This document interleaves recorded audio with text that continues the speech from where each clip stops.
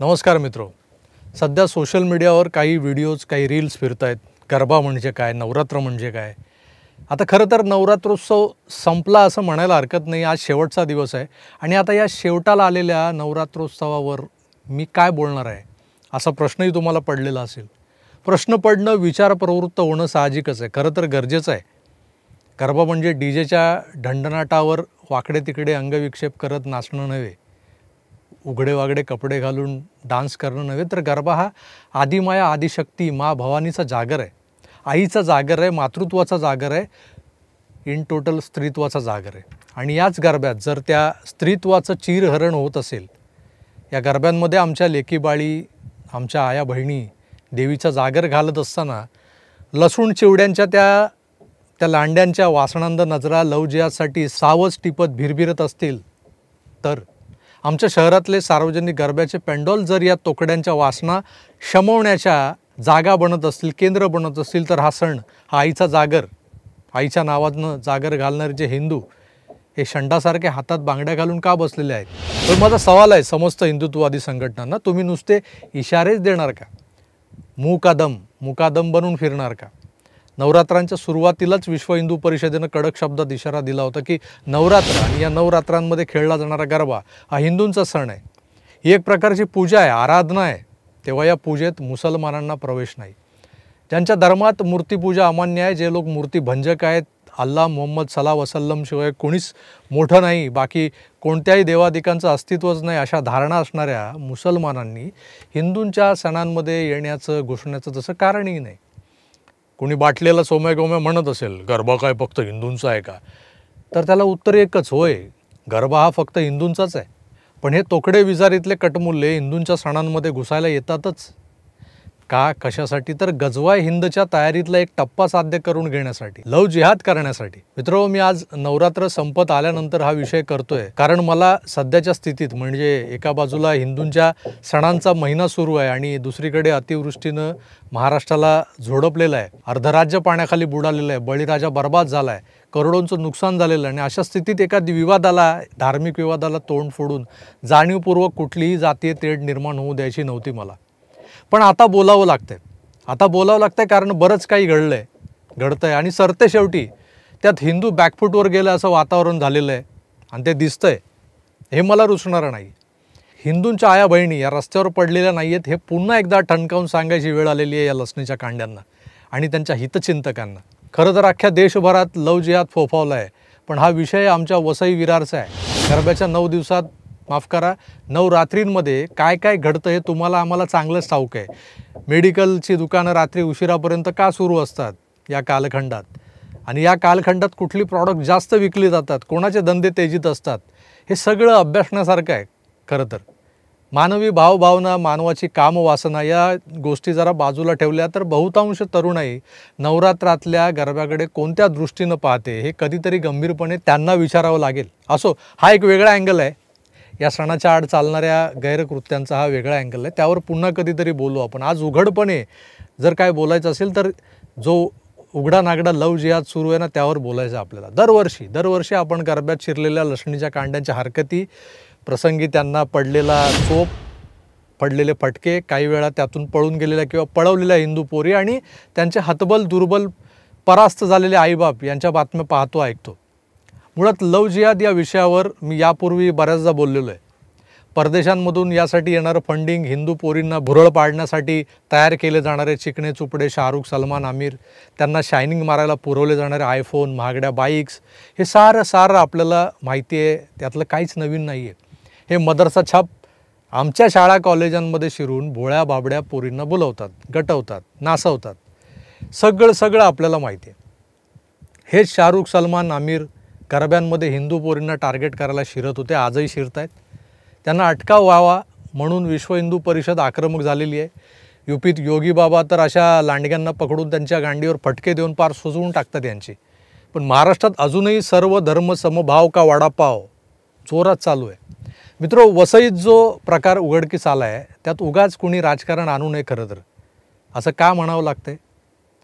कारण काय तर विरारमधलं एका राजकीय पक्षाच्या आधिपत्याखालचं मोठं कॉलेज, नामांकित कॉलेज, आणि त्या कॉलेजच्या प्रांगणातला तो गरबा, आणि त्या गरब्यात घुसलेला हा लव जिहादी. हा जिहादी लांडगा याच कॉलेजात शिकतो असंही समजतं.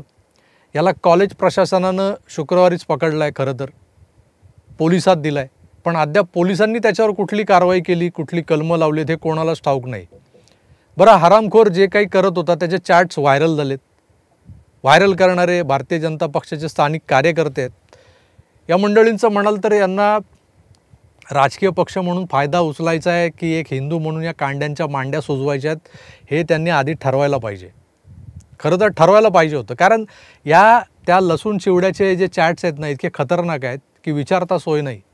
स्क्रीनवर दाखवतोय ते स्क्रीनशॉट्स, पण त्यातलीही काही वाक्य बघा. रूल नंबर 1, जो हिंदू मिल रही है उसको पेलो, किसी को भी मत छोडो. वाचलं?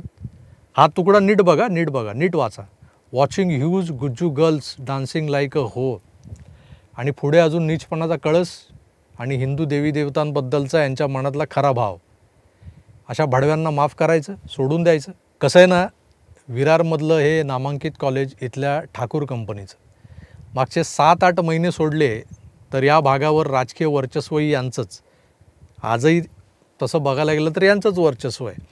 ते भाजपचे 2 आमदार निवडून आलेत, ते नावाळा आहेत फक्त, काही कामाचे नाही आहेत. पालघर जिल्ह्यातल्या अगदी पालघर जिल्हा सोडून द्या, बोरिवली, मुंबईचं उपनगर, बोरिवली सोडलं तर दहिसर, मीरा रोड, नायगाव, वसई, विरार, नालासोपारा ते वैतरणा, सफाळे, केळवे, पालघरपर्यंतच्या सामान्य गावकऱ्यांच्या पोरांना उच्च शिक्षणाची सोय करून देणारं हे कॉलेज उभं करून ठाकूरांनी खरंच खूप मोठं पुण्याचं महत्त्वाचं काम केलेलं आहे. वसई विरारमधल्या वर्तक कुटुंबियांनी शाळा बांधल्या, मग ठाकूरांनी कॉलेजेस. हे सगळं समाज हितासाठीच होतं, सद्भावनेतूनच केलेलं आहे. ठाकूरांचा इथं आजही दरारा आहे. कॉलेजच्या जुन्या इमारतीमध्ये, म्हणजे जुनं ओल्ड युवा कॉलेजमध्ये त्यांचं कार्यालय देखील आहे. दुपारी 11-12 नंतर ते इथंच असतात. आणि त्यामुळे इथं शिकणारी पोरं जी किती वांड असली, वात्रट असली, आप्पा आत बसले ते कळलं की सुतासारखे सरळ होतात. त्यामुळे लव जिहाद एका बाजूला आणि कॉलेजचं रेप्युटेशन एका बाजूला. त्याची राजकीय सरमिसळ कोणी करू नये, पण लव जिहादसारख्या घाणेरड्या कृत्याविरोधात आवाज उठवणारा हिंदू तरुण हा भाजपचा पदाधिकारी आहे. त्याचं नाव अशोक शेळके आहे. नमस्कार. आता नवरात्रीचा पवित्र सण सुरू आहे आणि त्या पवित्र सणात कसे मुसलमान नीच प्रकारच्या हरकती करतायत आणि त्या हरकतीचं उदाहरण मी तुमच्या समोर आज ठेवू इच्छितो. हा विषय तापवणारा भाजपवाला म्हटल्यावर आप्पांचा पारा चढला. तसं व्हायला नको होतं. आप्पांच्या मिसेस प्रवीणाताई ठाकूर, ज्या वसई विरार महानगरपालिकेच्या माजी महापौर होत्या, त्या स्वतः गुजराती आहेत. त्यांना नवरात्र, गरबा, देवीचा जागर आणि या सगळ्या गोष्टींचं पावित्र्य हे चांगलंच ठाऊक आहे. त्या स्वतः प्रचंड धार्मिक आहेत. पण आप्पा म्हणतात गरबा सगळ्यांचा आहे. तो काय एकाच धर्माच्या नावावर केलाय का? या ज्या गाढवानी आरोप केलेत त्या गाढवानी येऊन पहिला कॉलेज बघावं. मुस्लिम मुलांच्या नावाने त्यांना तो आरोप केला, ज्यांचं चॅटिंग. एक मिनिट मुस्लिम मुलं किंवा कोणत्या धर्माची मुलं गरब्यामध्ये येणार, त्यांचे काय कपडे काढून बघायचे का कोण आहेत ते, कोण येते, कोण, आणि असं कोणत्या ह्याच्यात लिहिलंय धर्मात? कोणत्या ह्याच्यात लिहिलं का मुस्लिमांनी येऊ नये असं लिहिलंय का कुठे? गरबा सगळ्यांकरता असतो तो.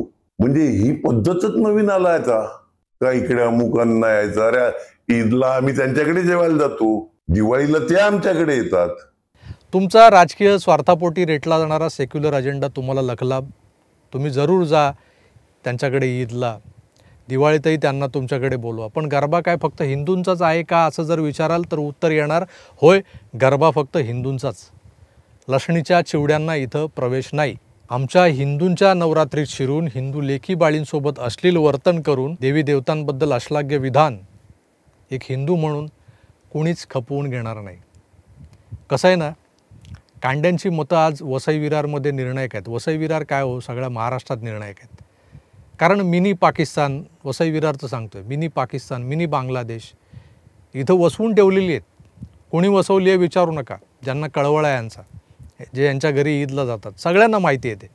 परवा हेच पाकिस्तानी वसईतल्या पेल्लारला रस्त्यावर उतरून आय लव्ह मोहम्मदचे नारे देत होते, बॅनर फडकवत होते. या बाडग्यांना कंट्रोलमध्ये ठेवायचं ना, तर यांना अडवलंच पाहिजे, वेळेवर अडवलं पाहिजे. कोण हिंदू आणि कोण लांडगा हे कसं ठरवणार, नाही का? त्यांचे काय कपडे काढून बघायचे का कोण आहेत ते? देश वाचवायचा आहे, धर्म वाचवायचा आहे, तुमच्या लेकी बाळी वाचवायच्या आहेत, तर यांच्या विजारींना हात घालावाच लागेल. कांड्यांच्या तपासावंच लागेल तिकीट फुल आहे की हाफ. मित्रो, राजकारण सोडून या विषयाकडे बघा. गोरगरीब सामान्य जनतेची पोरं ज्या शाळा कॉलेजांमध्ये शिकतात त्या शिक्षण संस्थांना बदनाम करू नका. पण त्याच संस्थेच्या प्रांगणात जर एखादा हिरवा साप वळवळत असेल तर तो ठेचायला सुद्धा विसरू नका. आता यावर आपलं काय मत आहे हे कमेंट्स करून मला जरूर कळवा. मी तुर्तास इथेच थांबतो. पुन्हा भेटूच. तोवर आपली काळजी घ्या आणि पाहत राहा आपलं आवडतं यूट्यूब चॅनल आकार DG9. धन्यवाद. नमस्कार.